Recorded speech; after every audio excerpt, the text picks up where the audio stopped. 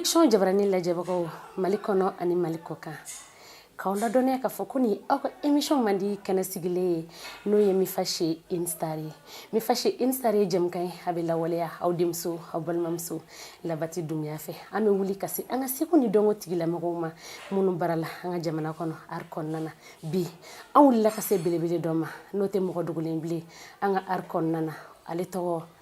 Petit Bandi. Haya min mana k'a la bi Petit Bandi ko la an bɛna o bɛɛ ɲɛdɔn bi sɔni sɔni n'an ko Petit Bandi a b'an hakili jigin fɛn jumɛn na o ye yɛlɛko de ye.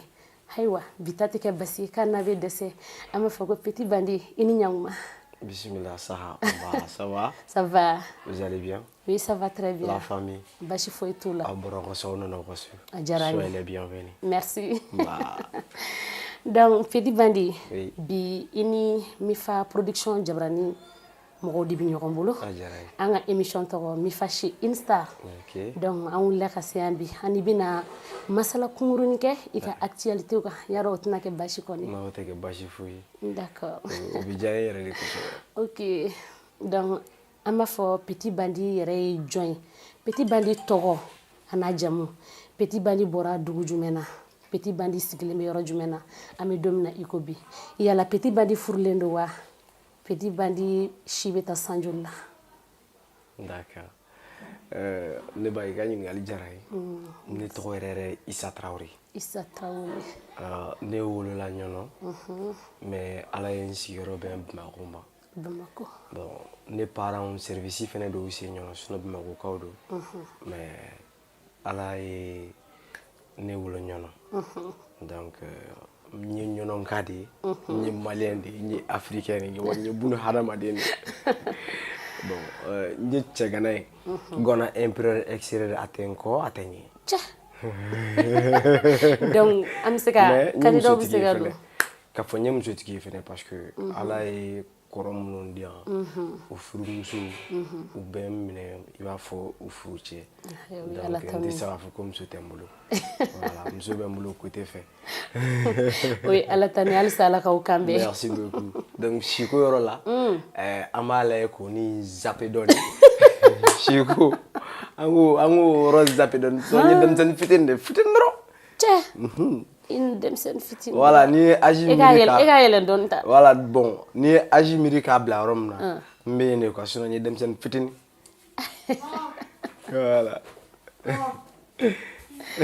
D'accord. Petit Bandi o diyara n ye. D'accord. Sisan nɔ n y'o de fɔ n ko yɛlɛ tɛna kɛ anw si negela ye bi parce que n'an ko Petit Bandi a b'an hakili jigin fɛn min na o ye yɛlɛko ye an bɛɛ b'a dɔn Petit Bandi ye yɛlɛko kɛlɛ ye yala Petit Bandi yɛrɛ donna yɛlɛko in na cogo di de? Ne donna yɛlɛko la parce que depuis à mon enfance ni baara in tun ka di ne ye k'an to école la an école n'a ma k'an to denmisɛnninya kɔnɔ groupe ɲɔgɔnlɔnbɔla dɔw tun bɛ ɲɔnɔ u bɛ yala u bɛ ɲɔgɔnlɔn bɔ écolesow ni ɲɔgɔn cɛ bon ni u ye o sen fɛ ka baara in kanu o ni sisan cɛ o mɛnna dɔɔni dɛ bon u tun bɛ répétition kɛ yɔrɔ min fɛnɛ na Ala y'a kɛ o ni an ka so tun man jan ne tun bɛ to ka t'u filɛ répétition na bon ani mansa dɔw fɛnɛ ye ɲɔgɔnlɔn bɔ ka tɛmɛ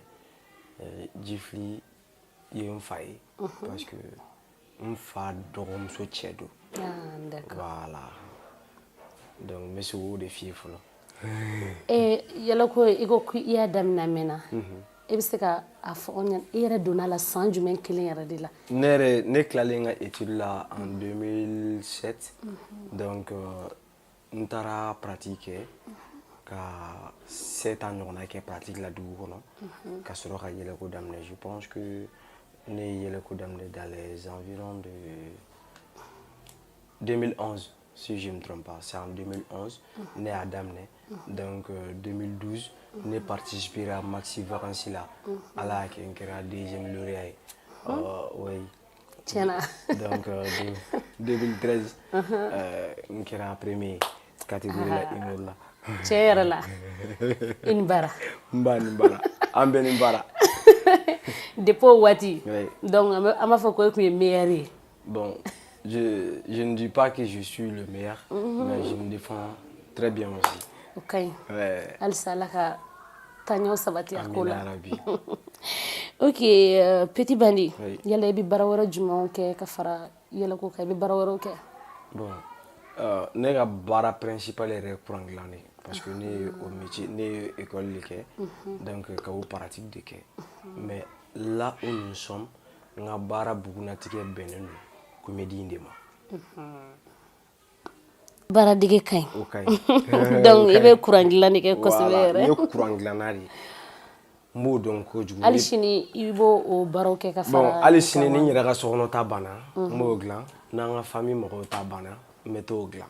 donc n'o bɔra la. Mais ni mɔgɔ wɛrɛw y'i wele dun. Bon, mɔgɔ wɛrɛw olu tigilamɔgɔw dadɔnnen don kosɛbɛ n'o tɛ tiɲɛ na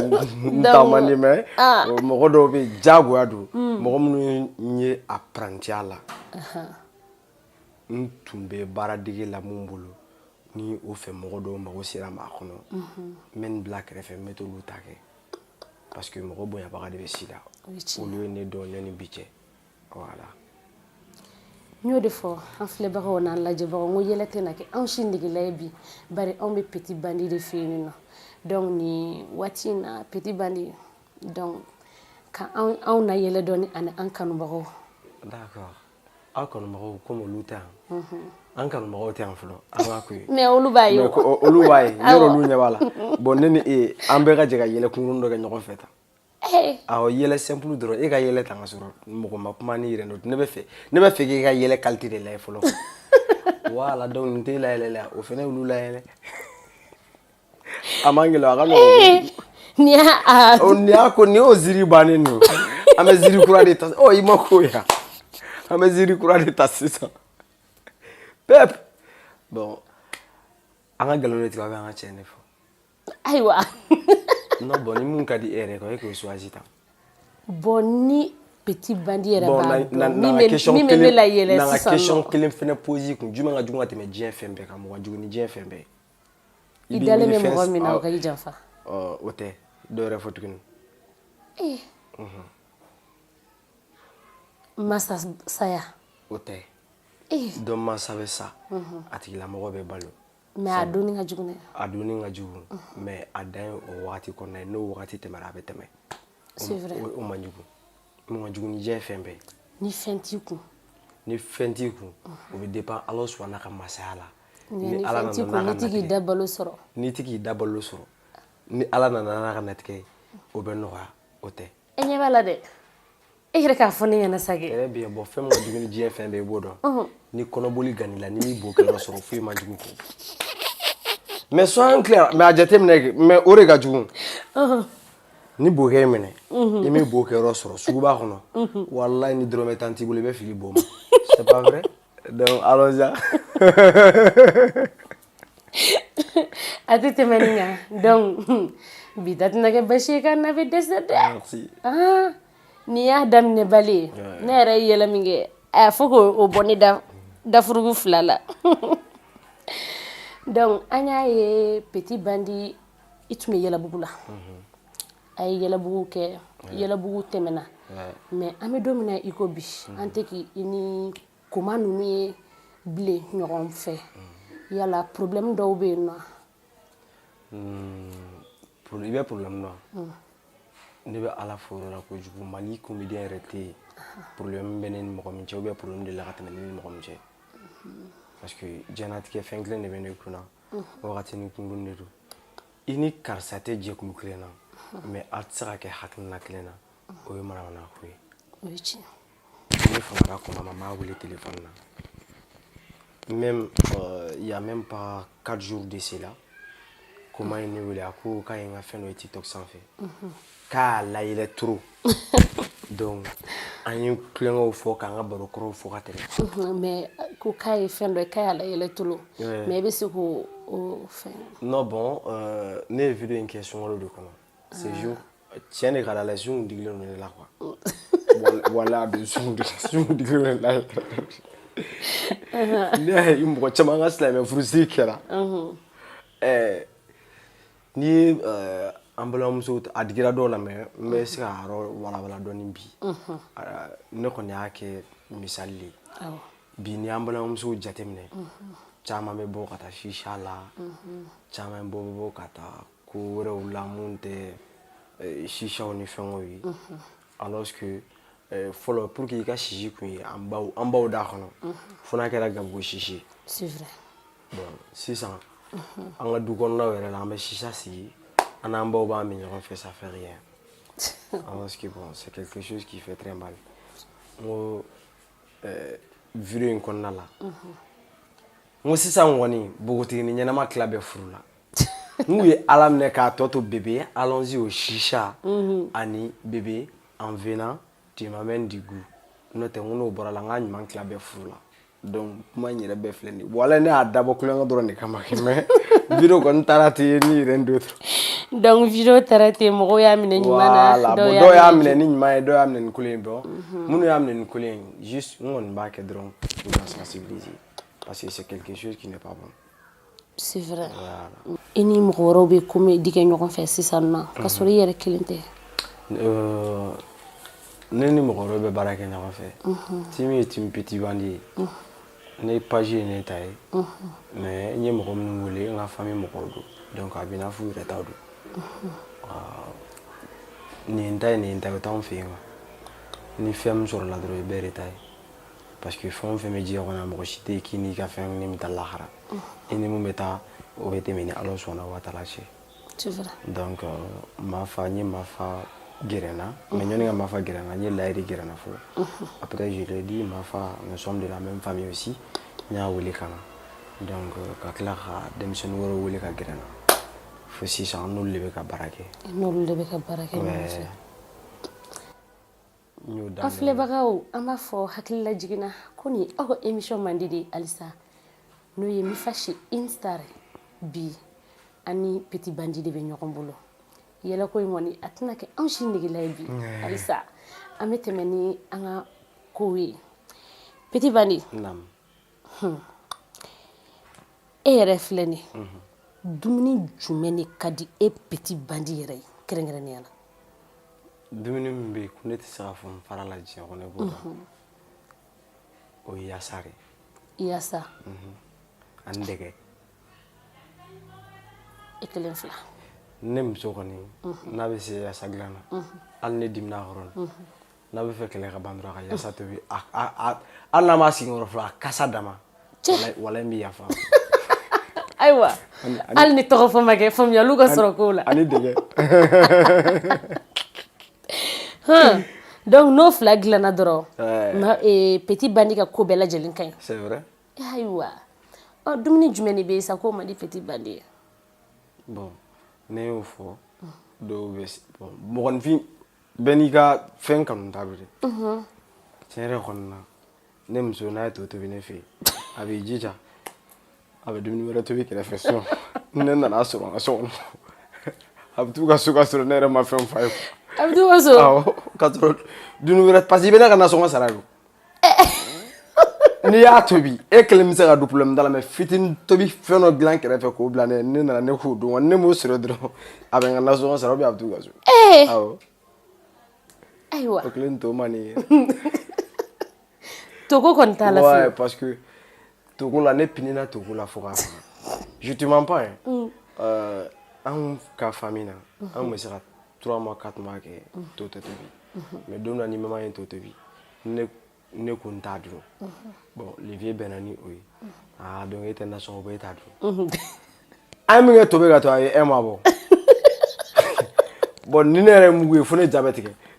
ne ɲɛ mugu ɲɛ ne ja bɛ tigɛ de quoi parce que ka wari tigɛ n na ka fɛn bɛɛ tigɛ n na voilà donc ne ɲɛ mugu ɲɛ sa ne ja bɛ tigɛ donc e bɛ to dun jagoya. Voilà donc n ye to dun o la jagoya la quoi jagoyaninfin fo k'a nege bɔ n na a tɔ yɛrɛ de tilala ka nege bɔ n na tuguni o la to kɔni n t'a fɛ yɛrɛ de. Donc to yɛrɛ kana to ko kuma bɛ fan o fan fɛ. O kuma yɛrɛ ka bila pewu. O kuma yɛrɛ ka dabila. Voilà. Ayiwa halisa n y'o de fɔ n ko yɛlɛ tɛ ka anw si negela ye bi. Ka a fɔ kɛ. K'an la yɛlɛ dɔɔni. I lasewa dɔɔni. Ok. Yɔrɔ yɛlɛko in yɛrɛ de ka di ne ye ne tɛ fɛ an k'a dabila o. O ka di a cɛ k'o fana y'anw da balo de ye n'anw fana y'o bɛɛ fɔ k'anw ka jabaranin kɔfɛ n b'a f'i ye anw bɛ taa an da bolo ɲini jɔn kun tuguni. Ne tɛ fɛ a ka dabila yɛrɛ de. An ka jamanakuntigi kɔrɔ de bɛ Ala ka hinɛ a la ATT kalo wɔɔrɔ kalo ala ka hinɛ la ani silamɛ fure bɛɛ lajɛlen ani sisomansi ma to ka baro kɛ i b'a fɔ ne filɛ ne ka baro kɛ cogo min na don dɔ sisomansi de y'i sigilen to a ko ɲɛma maa t'a fɔ ko farini gɛlɛyara i b'a fɔ de maa t'a fɔ ko i filɛ nin tellement i ye n jatigɛ fɔ to ko in n tɛ to in yɛrɛ de fɛ quoi n tɛ fɛ ka to kulo n tɛ fɛ ka mɛn n kulo de la quoi ayi ko to ko kuma tɛ ka na fɔ a tɛ fɔ bilen voilà ok parce que farini ni mugu a bɛɛ bɛ tali kɛ ɲɔgɔn na quoi sisomansi de y'i sigilen to a ko ɲɛma maa t'a fɔ k'ala ka barikadenw sama di na i b'a fɔ k'ala ka si jan d'a ma ɲɛma farini gɛlɛyara buru kala kɛra bi wɔɔrɔ e ko cogo di a tɛ wulila k'i sigi a ko sisomansi c'est vrai fɛn bɛɛ de gɛlɛya mali kɔnɔ buru kala u y'a kɛ bi wɔɔrɔ ye ne muso dɔ bɔ n b'a ci a bɛ taa katifini na a bɛ taa buru san bi wɔɔrɔ don o don a bɛna di yan ni maliyɛn y'a dɔn o tɛ se ka buru san bi wɔɔrɔ furufuru bɛ yen o y'an ka dalalafɛn o ni fɛn bɛɛ bɛ se ka dun o ni fɛn bɛɛ bɛ se ka dun sisomansi wulila k'i jɔ a ko ɲɛma e ko n'i ye furufuru kɛ saladi la o don dɔ la ka di furu yɔrɔ o tɛ dun dɛ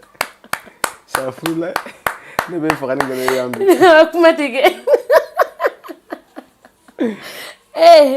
ayiwa bi yɛlɛ kɔni tɛ na kɛ anw si negela ye dɛ non i b'i ka baara dɔn ne yɛrɛ se wara déjà diɲɛ ko o ko ne y'a kanu kanu de ka gɛlɛn sinon ne ma école kɛ ni rien d'autre ouais mais n ye formation dɔ kɛ même actuellement n bɛ ka continuer ka formation dɔ kɛ d'accord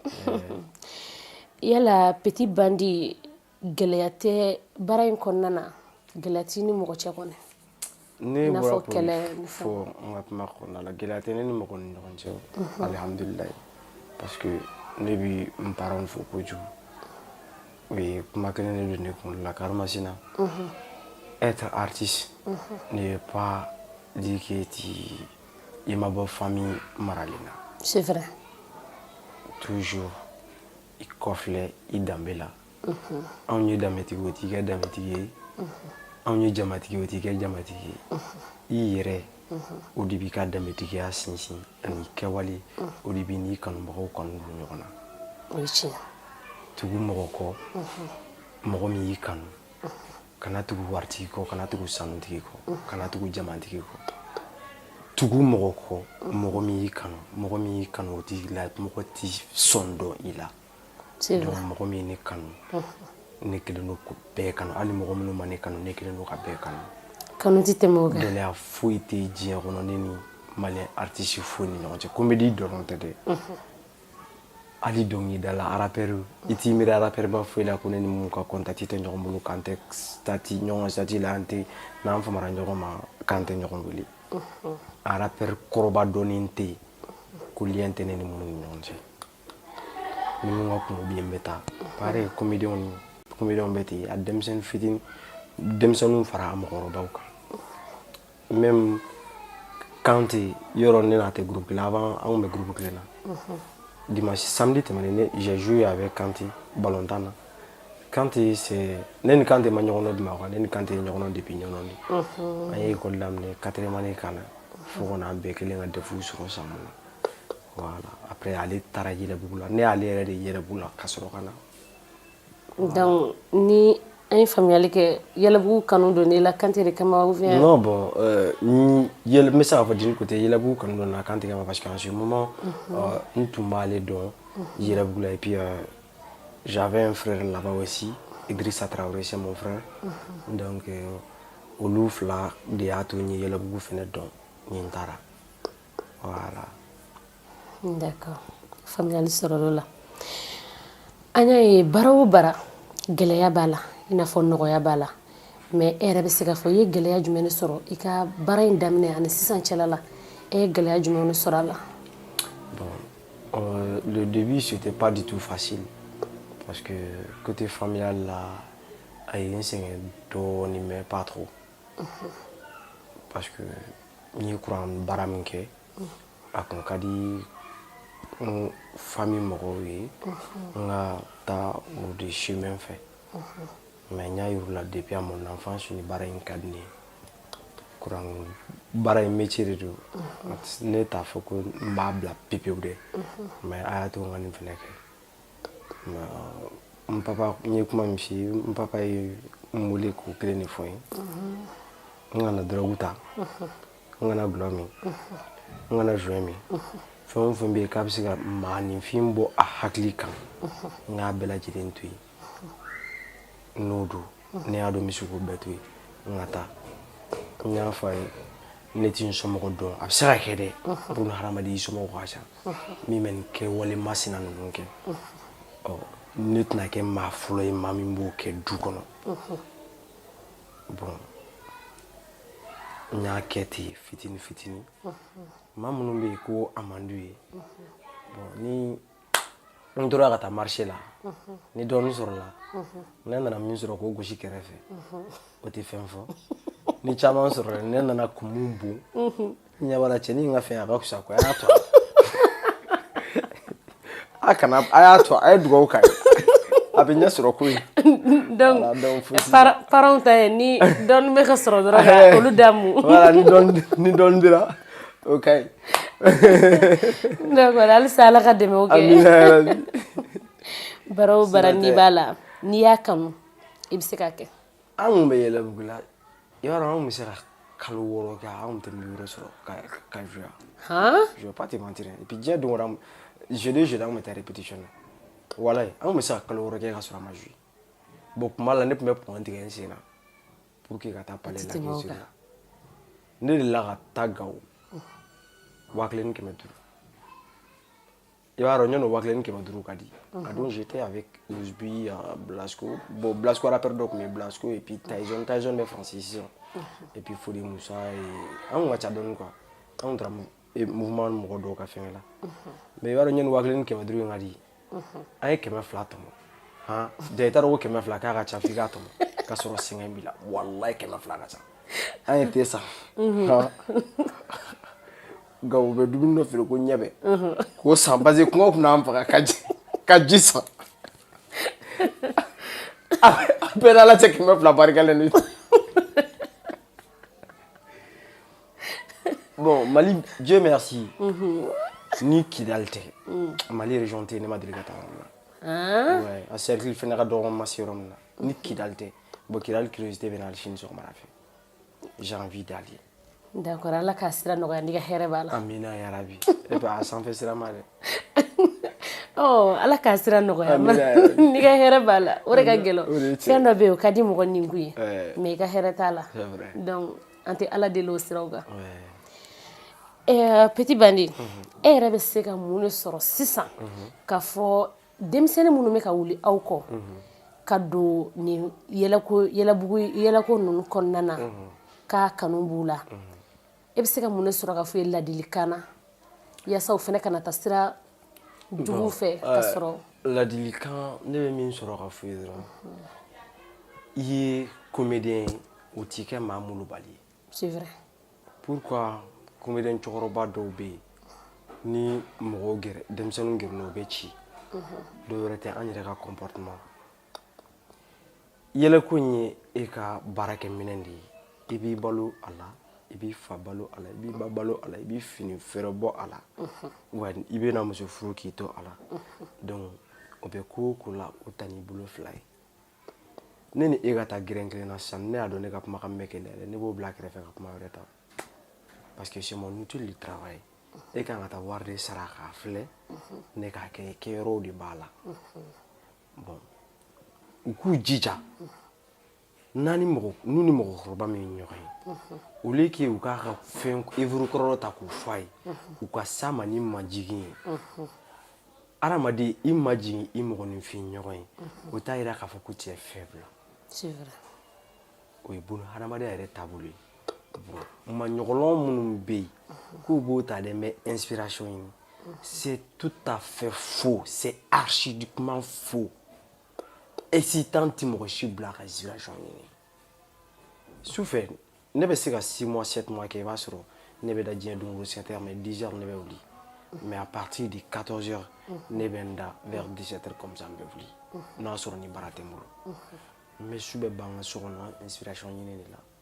n'i ye fɛn dɔ lajɛ n'a ma ɲi n b'a sɛbɛn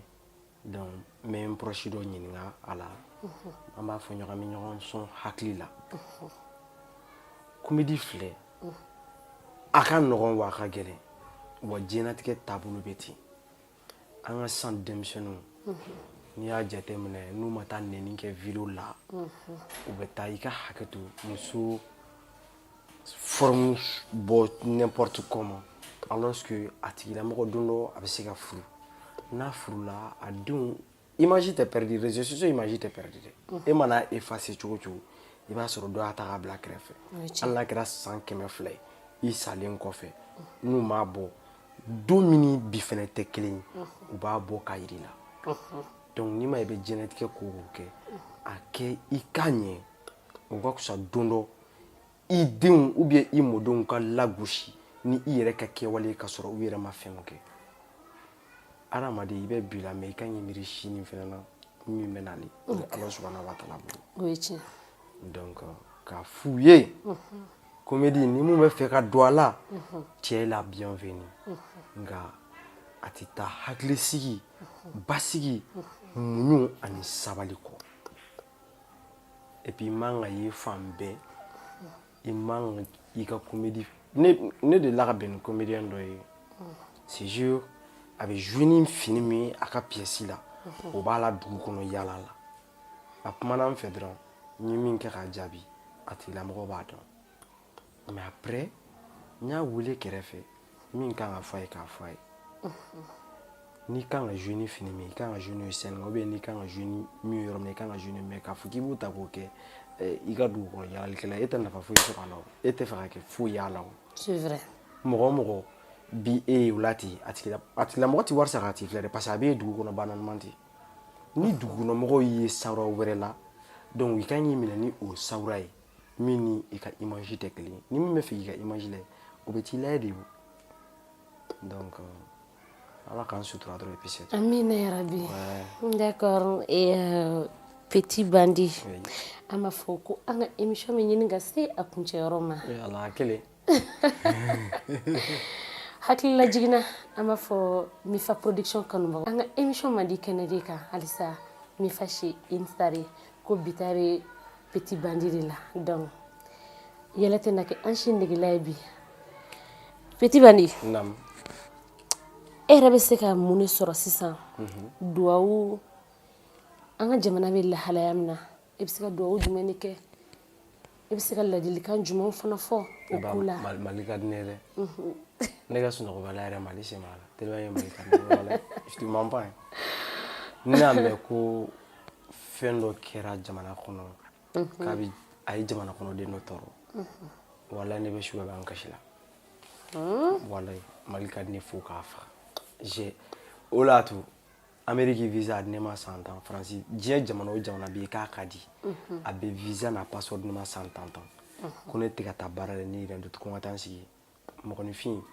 i kan ka sigi bon Ala de b'a dɔn ne y'a sɔrɔ n kan ka sigi kɔfɛ ni bɛ nin kan ka sigi o la dɛ mais Mali ka di ne ye kojugu kojugu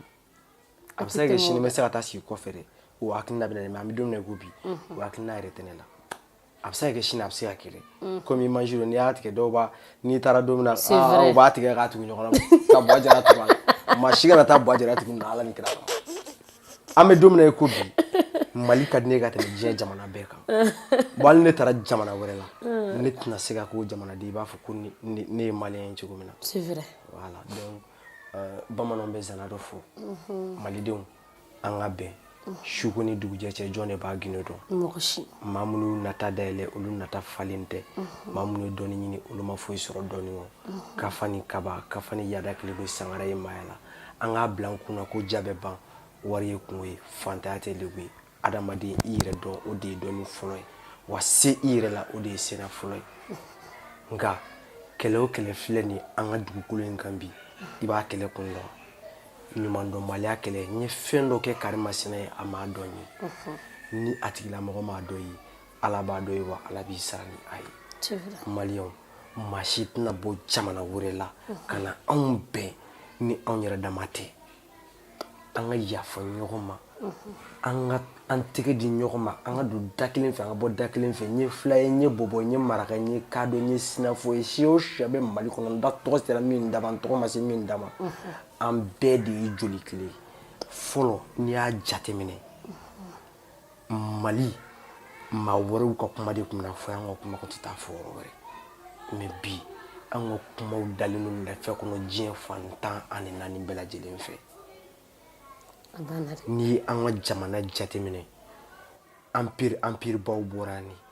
Mali de ye kɛrɛfɛ jamana caman lamɔ hali n'i ye tubabuw ka sariya ta k'a lajɛ an ka kurukan fuga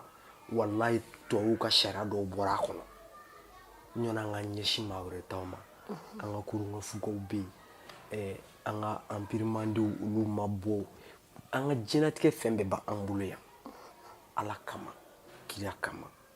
jamana in an ka don ba la sabula bi ne ni e tɛ hakilina kelen nka ne bi e bɔrɔntɔ n'importe comment ka taa kuma f'i ma kuma min n'a bɛ se k'i mankutu tiɲɛ an k'o dabila an ka jamana bɛ degun min kɔnɔ bi an bɛɛ lajɛlen b'a dɔn c'est vrai donc maa wɛrɛ si tɛna ɲɛnabɔ ni an yɛrɛ tɛ an ka kɔfɛ kumaw bila an k'an tɛgɛ di ɲɔgɔn ma vive le Mali vive la paix Banna dɛ a tɛ tɛmɛ nin kan halisa ala k'an ka Mali ɲɛ suma amina rabi kuma tɛ tɛmɛ nin kan fiyewu Petit Bandit naam yɛlɛkonin ka di ne koyi mais san'an ka yɛlɛkonin laban in na an bɛna min kɛ k'an ka kɛnɛ kuncɛ ko ne da balo de b'a la i b'a fɔ ko yɛlɛko de yan'an ka yɛlɛko laban in kɛ k'an ka kɛnɛ kuncɛ donc i bɛ se ka folikan jumɛn lase i kanubagaw ma nin waati in na n bɛ n kanubaga bɛɛ lajɛlen fo Mali kɔnɔ ani Mali kɔkan diɲɛ fantan ani naani bɛɛ lajɛlen ka folikan kɛrɛnkɛrɛnnen di n ka mon fils ma ni o ye Musa Jɛnɛko ye an bɛ don min na i ko bi taalen don faso kumabɔli la voilà donc ka folikan kɛrɛnkɛrɛnnen di a ma k'a ka anniversaire bɛna se a joyeux anniversaire voilà parce que i b'a ko ya k'a bon anniversaire ala ka san caman caman yira n'a la ka folikan belebeleba di e yɛrɛ n'i ka équipe la denw bɛɛ lajɛlen ma aw ka direction mɔgɔ surtout cameraman ŋɔli kɛlen ko mɔgɔ fu ale de bɛ mɔgɔw ta dɔrɔn k'u bila diɲɛ fan bɛɛ fɛ mais a yɛrɛ kunkolo tɛ bɔ minnu fana ma to k'u kunkolo bila kɛrɛfɛ fɛ hali image bɔra ka to k'u kunkolo zappé dɔrɔn voilà c'est comme ça mais ne ma min faamu cameraman na olu bɛ ɲɛ kelen tugu ka kelen yɛlɛ n'u ye kelen ci siɲɛ kelen u tɛna baara teliya ayiwa o b'a teliya ok donc an b'a filɛbaga jama bɛɛ lajɛlen fo nin waati in na Mifa production kanubagaw foli b'u bɛɛ lajɛlen ka aw ladɔnniya halisa ko nin aw ka émission mandi de n'o ye Mifa chez Instar ko bi ta bɛ ani Petit Bandit de cɛ donc k'an ka kɛnɛ kuncɛ Petit Bandit bɛ na anw yɛrɛ la yɛlɛ dɔɔni ani an filɛbagaw la yɛlɛ o bɛ kɛ an ka bi kɛnɛ o bɛ dansigi k'a la an bɛ diɲɛ ko kulo ala k'an kisi gulɔ ma amina yarabi don dɔ gulɔ n'o taara jɔ a bila k'a ɲɛgɛnɛ kɛ paratatata a don tellement gulɔ a ɲɛgɛnɛ kun ka kalan u ye sapere papa mɔgɔ de wele ACI kɔnɔ ko ka taa ɲɛgɛnɛ faga comme ni sɔgɔsɔgɔ ko a ka ɲi komi e b'a ɲɛgɛnɛ kɔnɔ ka ni tɔ fɔ a nana de voilà donc n'a nana o kɛ o diyara mais gulɔna bila ka ɲɛgɛnɛ kɛ wagati min a kɛra tilema de fɛ quoi jakumadenni o y'a sɔrɔ jakumamuso dɔ bɛ yen o taara den wolo dingɛ kɔnɔna la ɲɛgɛnɛji kalanlen bɛ ka jigin olu sanfɛ